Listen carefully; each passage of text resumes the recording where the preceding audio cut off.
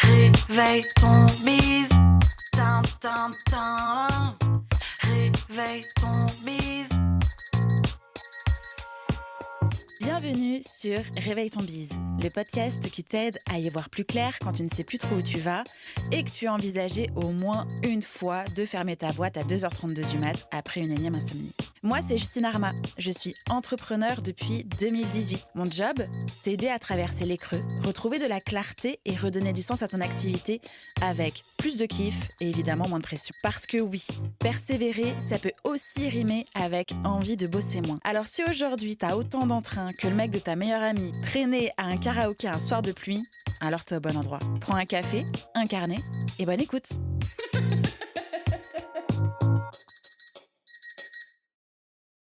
Je suis ravie de te recevoir aujourd'hui dans le podcast pour un sujet d'actualité. Pour les personnes qui nous écoutent là actuellement, nous enregistrons l'épisode de podcast le 4 juillet, nous sommes entre deux tours et nous allons parler du sens dans son entrepreneuriat. Sujet brûlant. Voilà. Avant de commencer, parce qu'on va mettre vraiment les pieds dans le plat, est-ce que tu peux te présenter s'il te plaît ? Oui, déjà merci de me recevoir. Je suis Laura Besson, je suis la fondatrice de Bien dans ta boîte. Mes étiquettes métiers, pour qu'on y voit un petit peu plus clair, je suis coach praticienne plutôt en orientation systémique. En français, ça veut dire que je me concentre surtout sur les enjeux émotionnels et relationnels. Je suis formatrice, autrice, et de manière un peu plus large, je suis donc la fondatrice de Bien dans ta boîte, qui est une entreprise qui accompagne les entrepreneurs sur les enjeux émotionnels et relationnels en accompagnement et les professionnels de l'accompagnement en formation, notamment sur des enjeux de posture. Je crois que tu as oublié une seule étiquette, maman chien. Voilà, c'est la seule que tu as oubliée. Maman chien, oui, c'est vrai, un bosseron de quasiment 4 ans. Oui, qui est la meilleure étiquette de toutes, ouais. Absolument. Qu'est-ce qui t'a poussé à fonder Bien dans ta boîte et surtout quel est son objectif principal ? Ce qui m'a poussée initialement à créer Bien dans ta boîte, c'était la confluence de 2 parcours, c'est-à-dire de mon parcours universitaire en santé et de mon parcours familial, si je pourrais dire ça comme ça. Je viens d'une famille où il y a pas mal d'entrepreneurs et puis j'ai pu assister à tout ce que ça avait de formidable et aussi du coup assister notamment à tout un pan de la vie entrepreneuriale qui est abandonné de tout le monde. C'est la thématique de la santé avec un S majuscule des entrepreneurs et du bien-être au travail des professions indépendantes et du patronat. Et comme moi, je venais plutôt de ce cursus de santé, voilà, je me suis dit, là, il y a vraiment quelque chose à faire puisque la littérature scientifique recense pas grand-chose sur les thématiques bien-être des travailleurs indépendants. Et moi, c'est un sujet qui m'intéressait beaucoup. Donc, Bien dans ta boîte est né de ça. Et donc, aujourd'hui, effectivement, l'objectif principal, prioritaire de Bien dans ta boîte, c'est que les entrepreneurs et les entrepreneuses avec lesquels on travaille puissent effectivement construire des business qui font du sens pour eux, pour le monde, surtout en ce moment. On va avoir l'occasion de s'en reparler. Mais que ces business ne deviennent pas des priorités sur eux-mêmes et que, comme la baseline de mon livre le dit, qu'ils ne se retrouvent pas à perdre leur vie en essayant de la gagner, qu'on travaille justement sur des enjeux de liberté, de justice sociale, de responsabilité, d'écologie personnelle, d'écologie tout court. Voilà. Et c'est déjà pas mal. Oui, clairement. Alors, qu'est-ce que ça veut dire pour toi mettre du sens dans son business et selon toi, toujours, pourquoi c'est crucial pour un entrepreneur de donner du sens à son business ?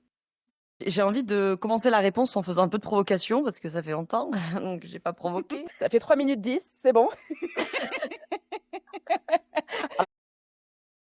Ça fait trop longtemps. J'ai envie de provoquer un petit peu en me disant le sens de votre business, c'est forcément autre chose que votre business.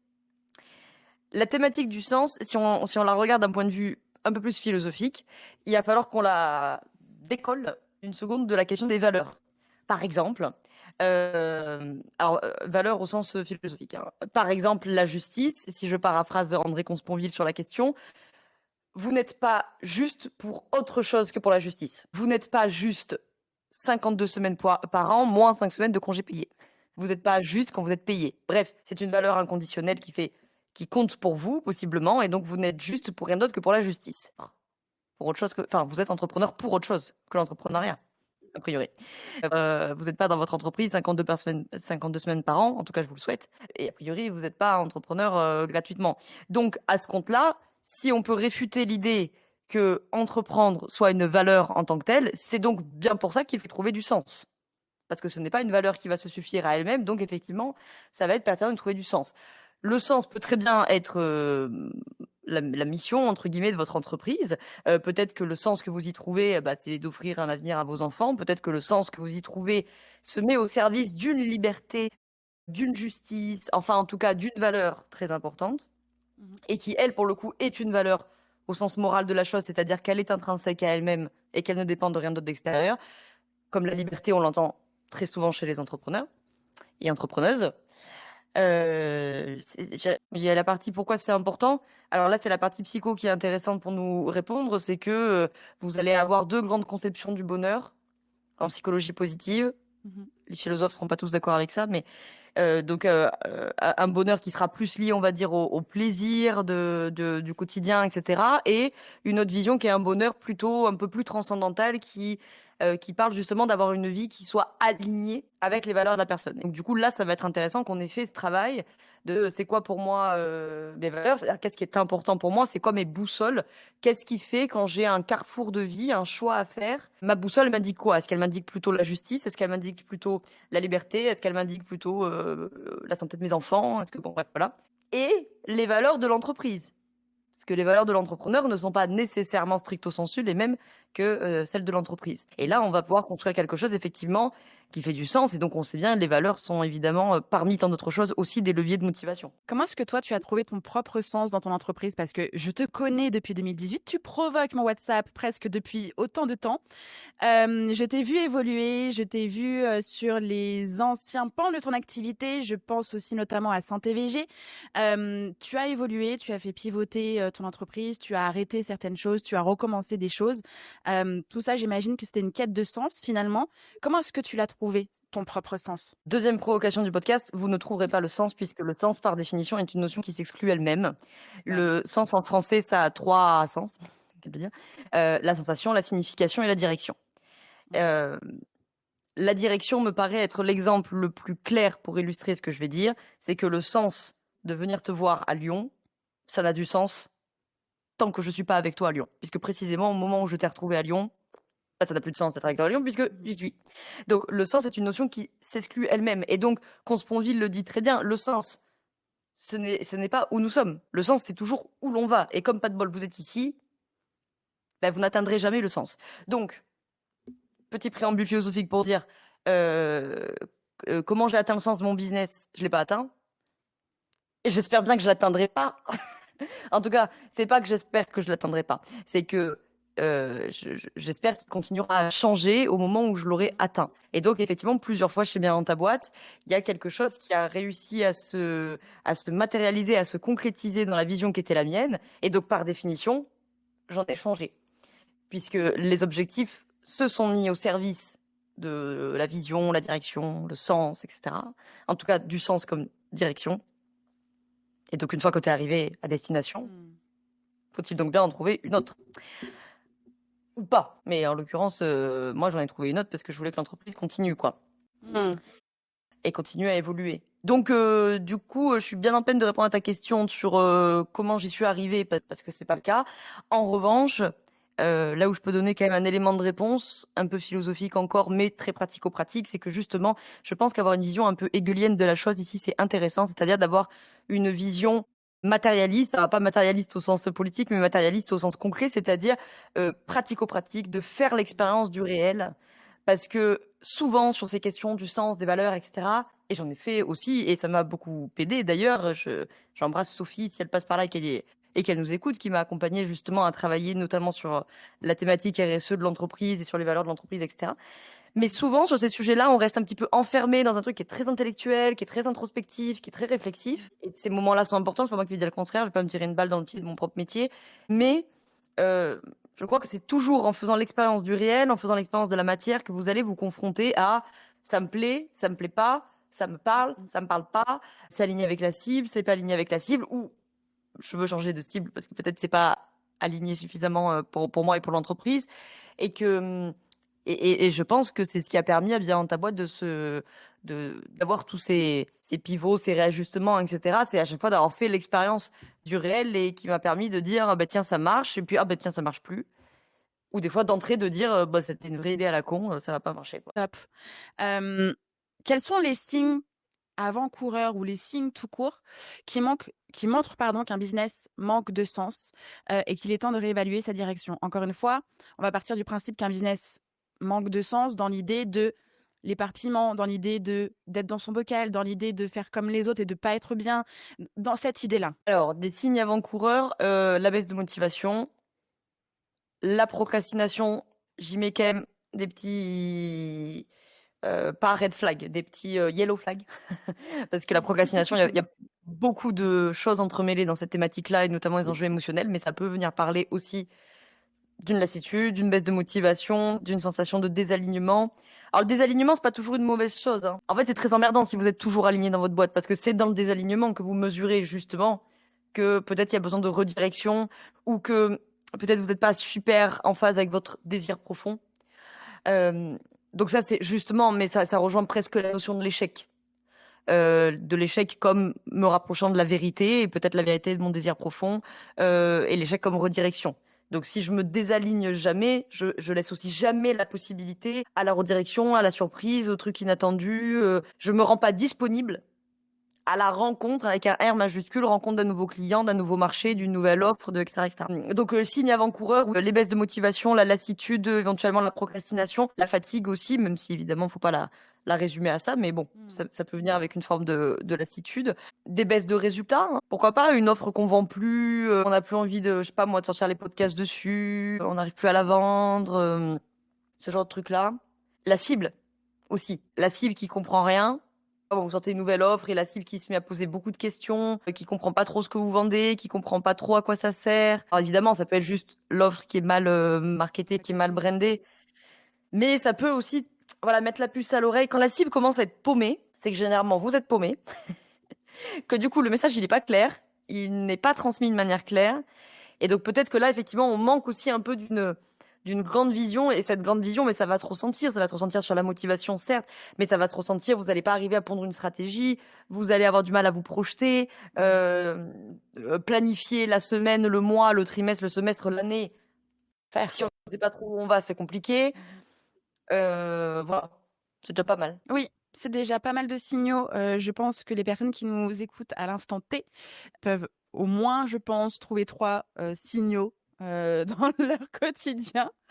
Parlons maintenant de ton livre. Donc tu l'as appelé «Transforme ta vie d'entrepreneur». Qu'est-ce qui t'a inspiré à écrire ce livre? Alors ça fait très longtemps que je voulais, écrire, et puis ça finissait toujours par être le projet, cherry on the cake à la fin de l'année, et du coup, je le faisais pas parce que généralement le projet qui est cerise sur le gâteau, bah, c'est celui qui passe à la trappe. Quand en 2022, on a préparé l'année 2023 avec Sonia, que, j'ai dit: «Bon là, cette année, on le met en projet prioritaire parce que sinon je vais jamais m'en occuper». Ça, c'est pour le récit un peu pratico-pratique, et donc partant de là, j'avais deux propositions à faire à la maison d'édition, et je me suis dit que ce qui était intéressant, c'était de faire finalement une espèce d'inventaire des thématiques bien-être que j'ai vu passer les 5 dernières années, puisque on est toujours dans cette démarche de parler de ces thématiques bien-être des entrepreneurs qui sont invisibilisés, qui n'intéressent pas beaucoup, etc. Et donc voilà, de répertorier sur 18 chapitres les 18 thématiques qui m'ont été le plus amenées ces 5 dernières années en coaching. Pour faire un peu, la parenthèse sur ton livre, donc j'ai eu la chance, de l'avoir. Tu me l'as envoyé avec un petit mot doux à l'intérieur, trop flattée. Je l'avais commandé pour l'offrir à mon entourage entrepreneurial et aux filles de mon équipe. Je crois que c'est un livre, genre, il faut pas le louper. Dès lors que nous sommes, dans une structure, indépendant, entrepreneur et cetera, il faut vraiment pas le louper parce que sinon on risque de se louper soi-même, de passer à côté de son sens, son entrepreneuriat, son bien-être directement. Tu remets, l'église au milieu du village, tu nous envoies de bonnes tartes dans la tronche, clairement, on le sait. C'est du leurre à tout cracher. On entend un petit peu le Sheldon Mania, c'est-à-dire des concepts très élevés, mais que tu arrives à bien nous simplifier. Donc non, vraiment, je le recommande à toute personne qui nous écoute aujourd'hui. On donnera de toute façon les liens pour se procurer ton livre en description de cet épisode. Est-ce qu'il y a un extrait ou un passage spécifique du livre que tu aimerais nous partager aujourd'hui sur la thématique du sens, justement? Alors un extrait, peut-être pas parce que je vais pas arriver à les citer, de tête évidemment, mais oui, on pourrait donner des trucs sur la thématique, du sens, mais j'aurais presque envie de dire, histoire de, comment dirais-je, d'alimenter un peu plus la réflexion, que l'extrait, le passage que je sais pas, que tu partageras ou que tes auditeurs, auditrices pourront lire s'ils se procurent le livre, ça serait plutôt d'aller dans le chapitre sur les besoins psychiques qui se logent derrière les émotions et qui souvent, eux aussi, sont invisibilisés et cetera. Donc vous avez tout un passage, notamment, je repars du travail de Thomas Dansembourg, cette édition-là, sur cette métaphore que Thomas Dansembourg donne de comme si vos besoins psychiques, c'était des clignotants, des signaux sur un tableau de bord de votre voiture et que quand ça commence à biper jaune 1 fois, 2 fois, enfin orange plutôt, et qu'on s'en occupe pas et que ça finit par biper rouge et que je me dis: «Je suis sur la réserve à tout à l'heure» et donc il prend cette métaphore de là, bah, en fait, qu'est-ce qui va se passer? Soit c'est la panne sèche, bon chez nous c'est le burn-out quoi, traduction, soit c'est la collision avec un autre passager, vous rentrez à la maison, vous hurlez sur les gamins et puis après vous vous en voulez, soit c'est la sortie de route et c'est l'accident. Le lien qu'il y a à faire avec la question du sens, c'est que toute cette question-là du sens, des valeurs et cetera, c'est évidemment indécorrélable de la sphère psycho-affective. Enfin, c'est indécorrélable de tout, de toute façon, puisque moi, je travaille dans une vision holistique, mais en l'occurrence, indécorrélable de la sphère psycho-affective et donc de la sphère émotionnelle. Et donc, venir vous inquiéter aussi de vos besoins psychiques, satisfaits, insatisfaits de ce qu'ils ont à vous dire, des émotions qu'ils envoient, ça peut aussi vous renseigner sur le sens et donc sur les valeurs, puisque s'il y a 2 choses qui mettent en mouvement vos émotions, qui, je le rappelle, viennent du latin mouvement, c'était mon petit moment Sheldon, effectivement. Il y a 2 choses qui mettent en mouvement vos émotions, ce sont les besoins et les valeurs. Et donc quand, vous venez vous mettre le nez dans vos besoins, vous pouvez aussi vous renseigner sur vos valeurs et donc sur, ce qui peut faire du sens ou ce qui peut en manquer. Est-ce que justement tu aurais un exercice à nous partager sur cette optique-là? Oui, alors sur les valeurs, il en existe plein. Je pense que mon préféré de tous, après, 6 ans à le donner, restera celui de l'exercice des 85 ans, qui est un exercice assez connu en psycho et dont il existe, moult variables possibles. L'exercice des 85 ans, c'est l'idée de, par écrit, c'est pas mal. Vous prenez un petit moment tranquille et cetera. Par écrit, vous imaginez que vous êtes le soir de vos 85 ans. C'est le soir de votre anniversaire, sont présents qui vous voulez, vous êtes où vous voulez. Le but de l'exercice consiste à écrire ce que vous aimeriez dire à vos proches ce soir-là. Il en existe plein de variables. Il existe la variante du pot de départ à la retraite, qu'on pourrait très bien remixer pour les entrepreneurs dans le pot de départ à la retraite autofinancée. On pourrait faire ça comme ça. Il existe la variante de l'épitaphe, à l'enterrement. Moi, j'aime bien l'exercice des 85 ans. Vous trouverez bien la variante qui vous convient. Se projeter là-dedans, ne pas se censurer et le relire quelques heures, quelques jours, quelques semaines plus tard à tête reposée. Et là, il y a beaucoup de valeurs qui vont vous sauter aux yeux puisque nécessairement à 85 ans, vous instillez l'idée de la finitude là-dedans. Et donc, ça va vous confronter à, in fine, à la fin, merci Laura pour cette répétition. In fine, qu'est-ce qui aura le plus? Est-ce que finalement, là, j'ai l'impression que ce qui compte, c'est, je sais pas moi, mon chiffre d'affaires ou vendre ma formation, enfin bon, mon business. Peut-être que parmi certains d'entre vous, il y a des entrepreneurs et des entrepreneuses qui feront cet exercice des 85 ans et qui vont dire ce soir j'ai 85 ans, sont présents mes clients, mes clientes les plus proches, mes associés, ce qui a compté pour moi c'est ma carrière, c'est ce que mon entreprise a permis au monde, etc. Et puis il y en a peut-être parmi vous qui en fait en faisant cet exercice des 85 ans vont se dire mais en fait c'est peut-être pas ça qui aura le plus compté, peut-être que ce qui aura le plus compté c'est mon mari, ma femme, mes gosses, mon chien, je sais pas moi, la peinture, que sais-je. Bref.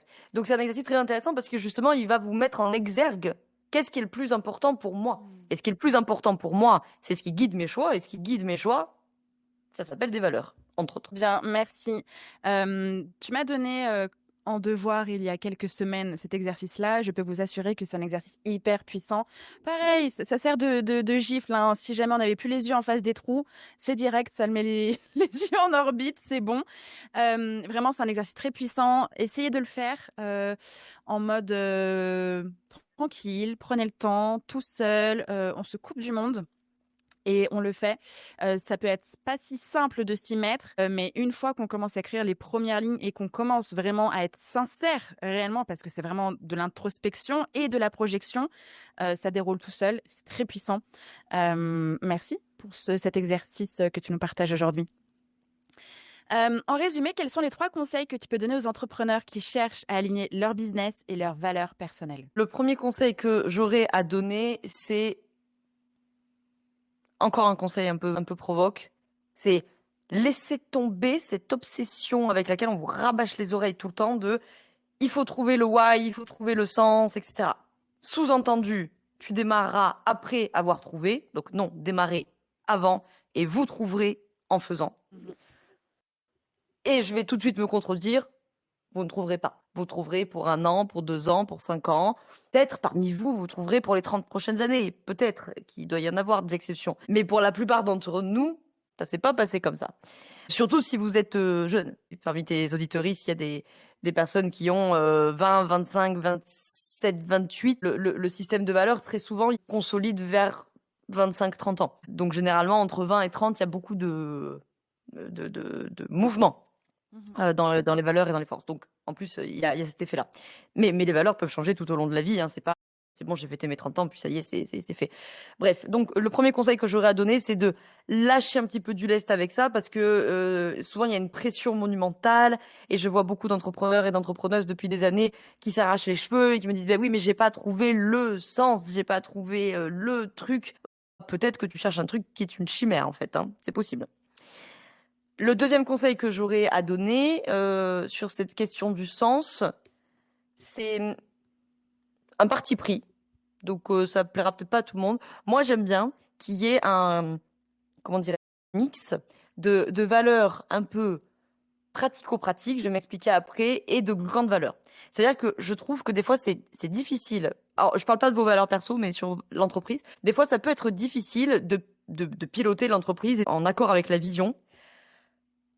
Quand les valeurs de l'entreprise, c'est la liberté, qu'est-ce qu'on peut inventer, moi, la justice, enfin, tu vois, des grands ensembles de valeurs comme ça. Ou alors, prenez le temps de les définir dans votre entreprise concrètement.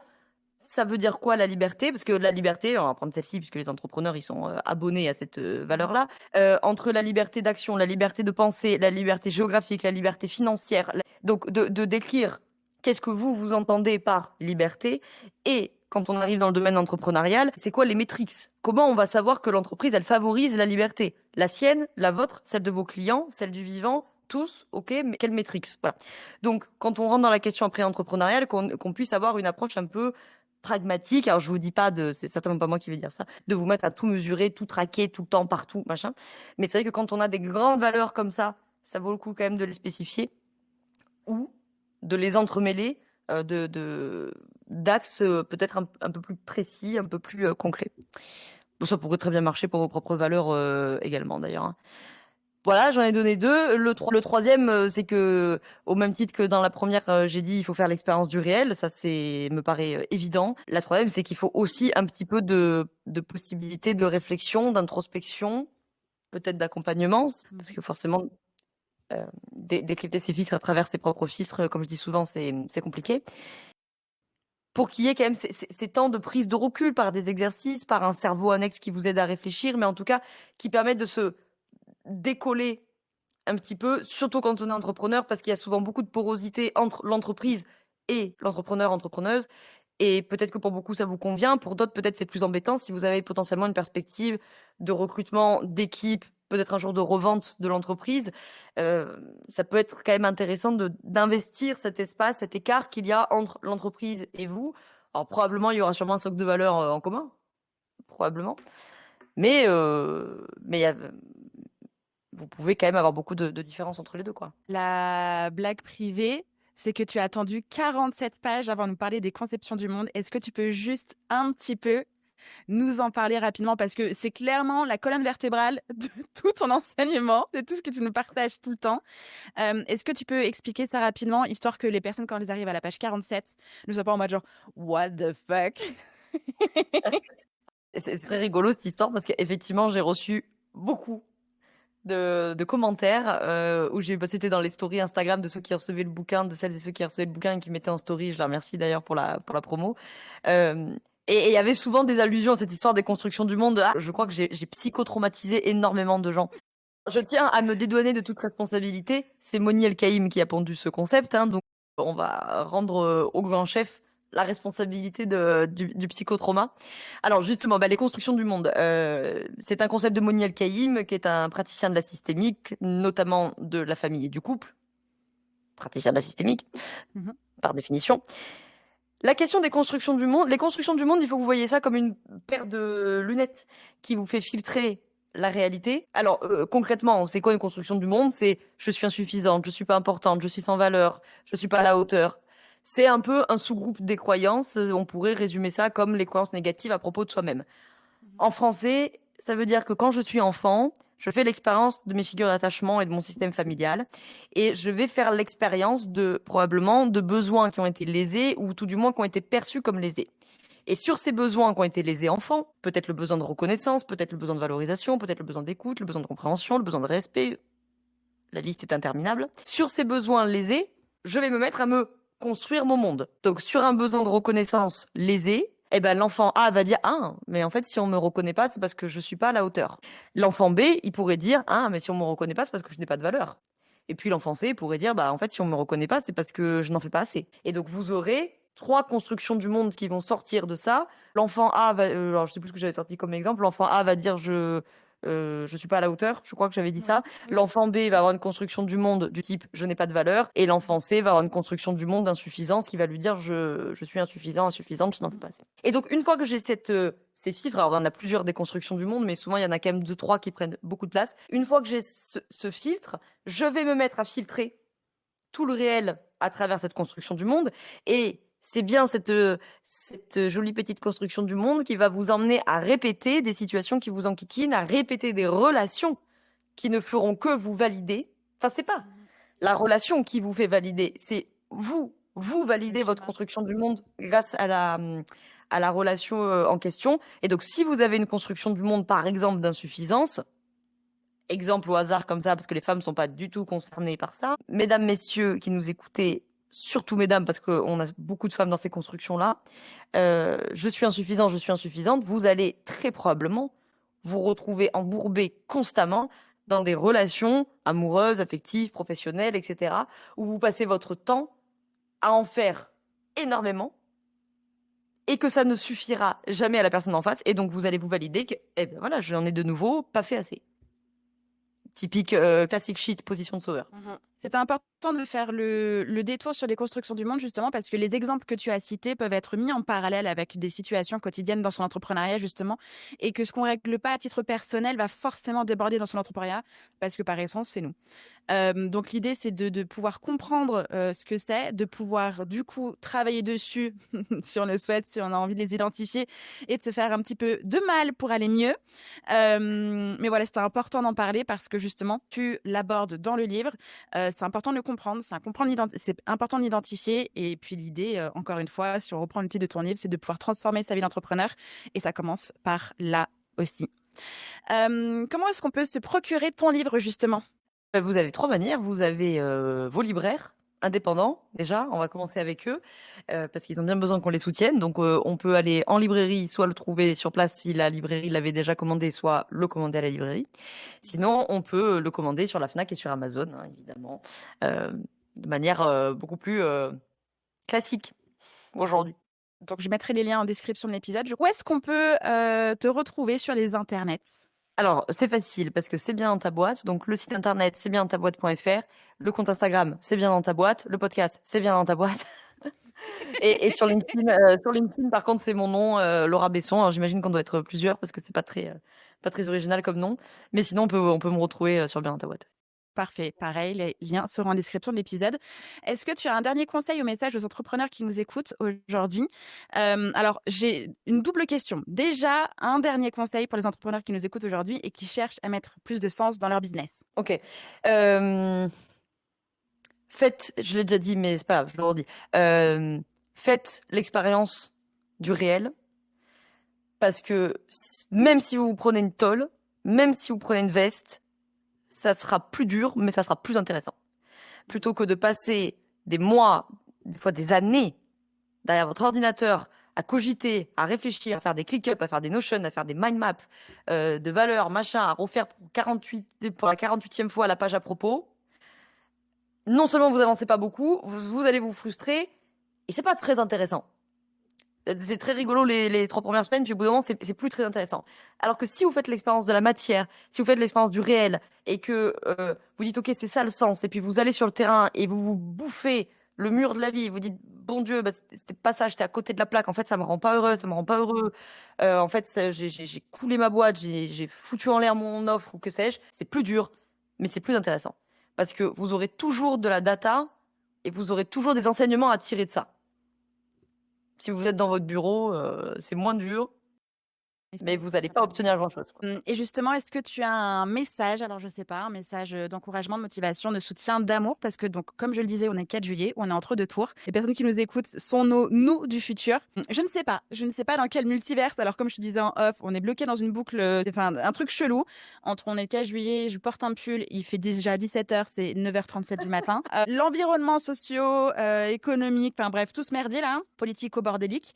Du coup, pour nos du futur, pour les personnes qui nous écoutent, quel pourrait être ton message? Parce qu'on ne connaît pas l'avenir. Tu n'as pas sorti ta boule de cristal, malheureusement, aujourd'hui.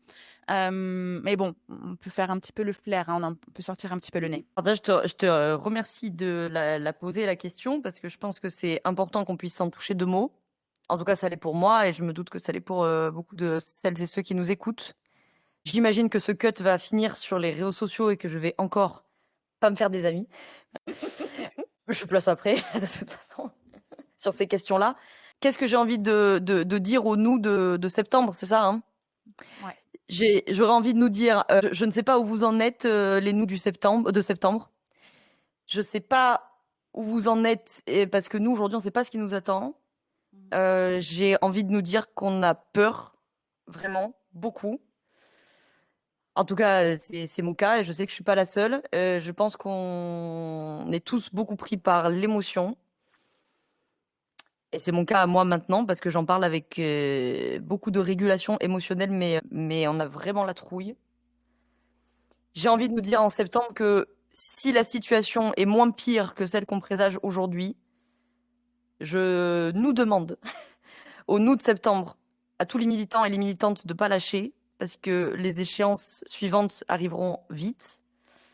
J'en appelle à toutes les forces vives du pays dont les entrepreneurs font partie, puisque je vous accompagne depuis 6 ans, donc j'ai grandi avec eux, donc je sais combien les entrepreneurs et les entrepreneuses sont des forces vives quand il est question de trouver des solutions, quand il est question de passer à l'action, quand il est question de se mobiliser, quand il est question d'être solidaire aussi. Je peux faire plein de POC à Thomas Burbidge, Laure Daudier, Alexandre Dana, à tous les copains avec qui on a, avec Brice, Schwartz, enfin bref, je peux pas tous les nommer, mais avec plein de copains avec qui on a pris un peu les devants quand il y a eu la dissolution.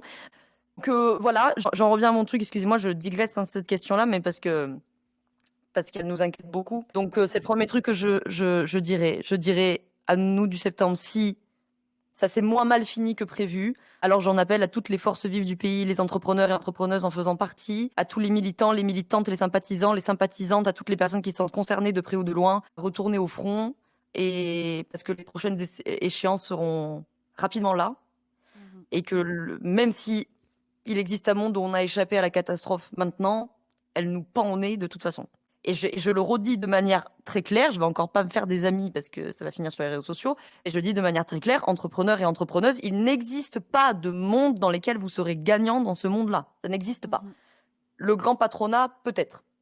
Vous et moi, petits entrepreneurs et petites entrepreneuses, il n'existe pas un avenir réjouissant dans ce monde-là.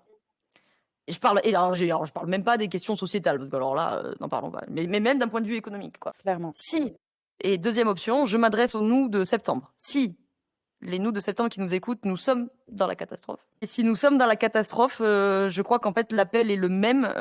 Il faut absolument qu'on ne lâche rien, parce qu'on sait toujours où est-ce que ça commence, on ne sait jamais dans quel degré de barbarie ça se finit.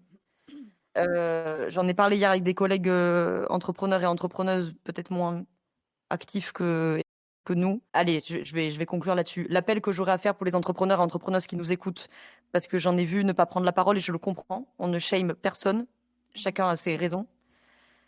C'est par pitié, ne dédramatisez pas, ne minimisez pas, Oui. parce que peut-être que nous on dramatise, je l'espère, sincèrement. Vraiment j'espère. Peut-être que nous, on dramatise, mais je préfère qu'on dramatise maintenant, parce qu'on sait quand ça commence et on ne sait pas où est-ce que ça finit, dans quelle proportion ça finit. Et donc, par pitié, ne minimisez pas et ne nous cachons pas, nous, entrepreneurs et entrepreneuses, en nous disant « Oh oui, mais nous, c'est pas notre souci, machin ». Je ne fais aucun shame individuel, je sais très bien, parce que j'ai discuté avec plein d'entrepreneurs et d'entrepreneuses pendant le mouvement Entreprendre ses politiques qu'on a co-créé avec les copains. Donc, j'ai cité tout à l'heure avec Burbidge, avec Laure Daudier, avec Alexandre Dana, avec Brice Schwartz, etc., etc. Mais donc voilà, on en a écouté plein, et donc je sais qu'il y en a plein qui prennent pas la parole, et je le comprends parce qu'ils ont peur, parce qu'ils sont directement visés. Bien entendu, je ne fais aucun shame individuel, j'en appelle à l'action collective. Nous avons en face de nous un bloc idéaliste qui tient sur un socle de valeurs qui ne sont pas les nôtres, qui diffusent leurs valeurs. J'en appelle, nous, à notre rassemblement à nous d'entrepreneurs et d'entrepreneuses. Et là, je vais encore m'énerver. Ça fait 10 ans que je vous vois mettre sur vos pages à propos que vous défendez la liberté et la justice sociale. J'attends de vous voir à la défense de la liberté et de la justice sociale. Donc, en face, on a un bloc idéaliste qui est plein de valeurs. Nous pouvons, nous aussi, défendre ce bloc de valeurs-là. Donc, ne minimisez pas, ne dédramatisez pas, alarmez-vous, vraiment. Et aux individus qui nous écoutent et à nous du septembre, j'envoie beaucoup de force, de compassion et de calme, parce que ça n'est pas mon cas aujourd'hui. Je crois que nous, on n'arrive plus à être calme là, à 3 jours de l'échéance, et qu'il va nous falloir beaucoup de calme, beaucoup de self-control. Je le crains. J'aimerais juste conclure avec ce que j'ai vu cette semaine sur les réseaux sociaux aussi. Une femme noire, entrepreneuse, qui donc dénonçait ce qui se passait, mais qui a terminé son message en disant que on pouvait créer ses propres privilèges avec son entrepreneuriat. C'est faux. C'est faux, parce que nos privilèges sont communs. On peut pas juste penser que parce que tout est possible dans son entreprise, parce qu'on est capable de tout seul, que ça va fonctionner tout seul. Bien au contraire, nous sommes des êtres sociaux. Une entreprise a besoin de se confronter au marché, a besoin d'avoir des clients. Sinon, ce n'est pas une entreprise. Donc, vous ne pouvez pas créer vos privilèges solo dans votre coin, dans votre bureau, en pensant que vous irez à Bali siroter un cocktail. Non, en fait, c'est pas possible. Si la société va là où on pense qu'elle pourrait aller, donc nos notes du jour d'aujourd'hui, là, dans quelques jours, vos privilèges aussi, autant que vous pouvez être doué à faire plein de choses dans votre entreprise, ils seront sucrés. Et puis c'est tout. Voilà, le message à la main, mais c'était vraiment pour redonner le truc de oui, nous sommes entrepreneurs, donc nous sommes nés pour trouver des solutions à des problèmes, mais nous ne pouvons pas être individuels dans son entreprise, soloprenariat, peu importe, et créer soi-même ses privilèges, puisque par essence, on a besoin du monde et des gens et de la société pour pouvoir exercer nos métiers. Et je rajouterai une dernière pièce là-dessus. On a besoin des privilégiés, j'en fais partie, clairement. On a besoin des privilégiés. C'est pas un crime d'avoir des privilèges. Je sais que des fois, il y a des personnes qui se sentent heurtées par ce truc-là, de dire ah oui, bah ça va, je suis pas coupable d'avoir des privilèges. Non, c'est pas un crime d'avoir des privilèges, mais c'est une responsabilité, surtout dans la période où on est.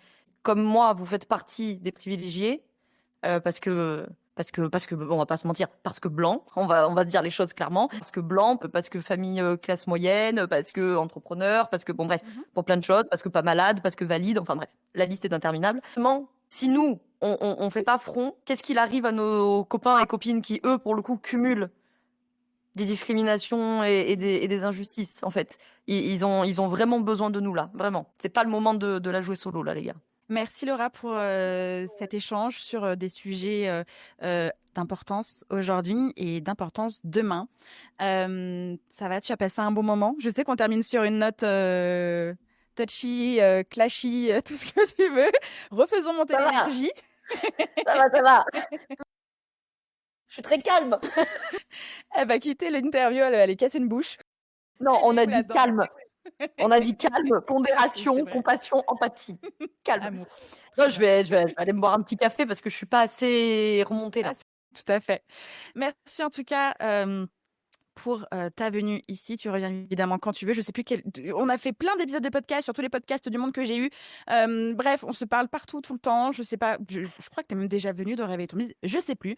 Peu importe. Tu reviens. La porte est grande ouverte comme d'habitude. Toutes tes informations seront disponibles en description de cet épisode. Amour aux personnes qui nous écoutent. Nonou de septembre. Merci Laura. Et puis à très bientôt. À très bientôt. Merci Justine de m'avoir reçue. Bye bye.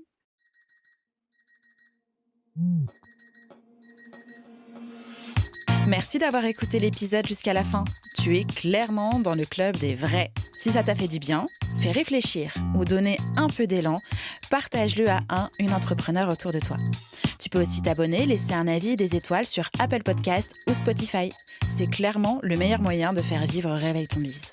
On se retrouve très vite dans le prochain épisode. D'ici là, prends soin de toi et de ton bise. Bye bye!